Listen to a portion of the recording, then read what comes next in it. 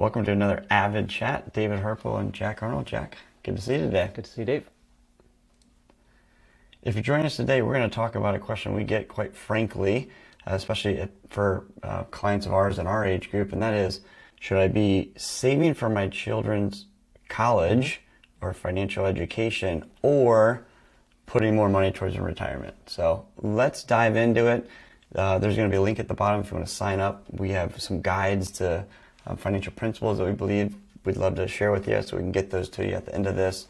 But let's assume, Jack, that you're talking to, let's say, a couple that are in their 40s, household income somewhere between 200 and 500,000. They're doing well. They are saving. Maybe they have some debt, whether it's student loans or house, doesn't matter. They have two kids approaching that middle school age, and now where they're at is, we do have some extra money. Should we be saving it for Jill and Sally's education, or should we be putting more towards my future? What do you tell them? I mean, it's a great question. There's not always a black and white answer. I would say, like most people, it's we kind of start from the beginning. You already mentioned kind of a cash flow situation. They have some extra cash. Hopefully they have a little bit of a cash flow plan. They know how much extra they have that's not already committed to other things.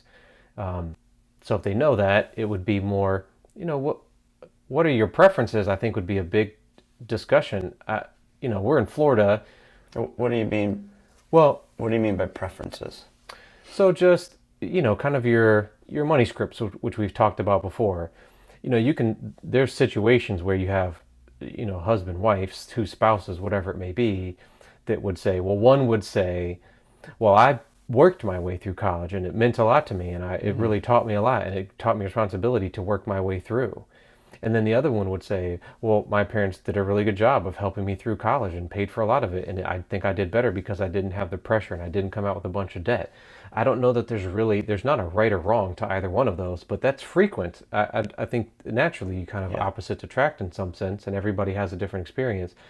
So you'll get a situation where one is insistent they should pay for it themselves, and the other one is insistent, no, we should pay.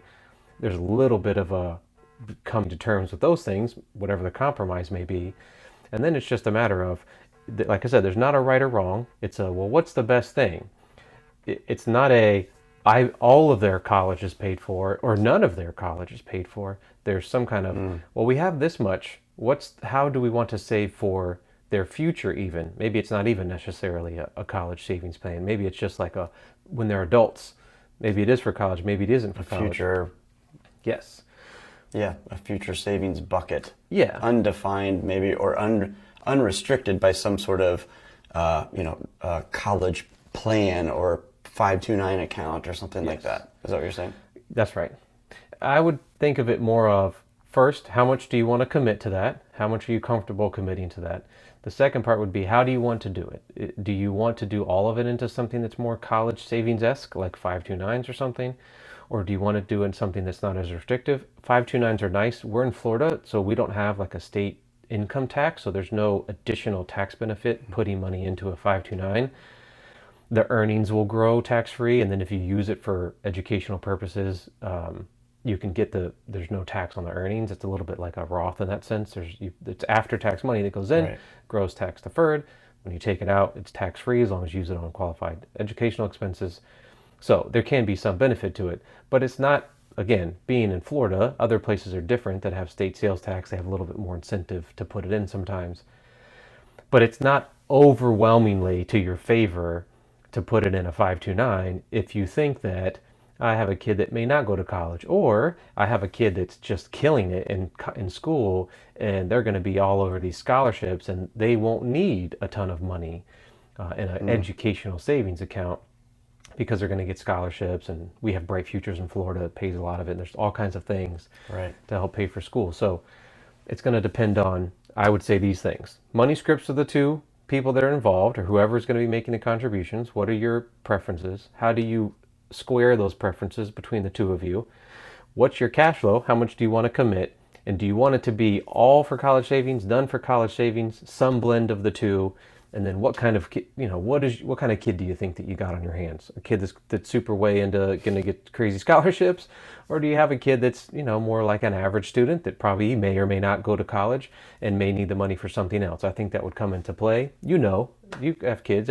All kids, you kind of know at some point this is the kind of kid that I got, and keep that in mind. There's no right or wrong. That's really what I would suggest for somebody. I think it's great advice, and I love the way you end it. There is no right or wrong. Every situation is different.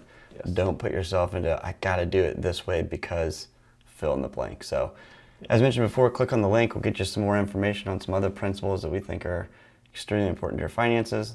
Like, comment, subscribe to our channel. Share it with a friend. And as always, look forward to seeing you, Jack, next week for another good chat.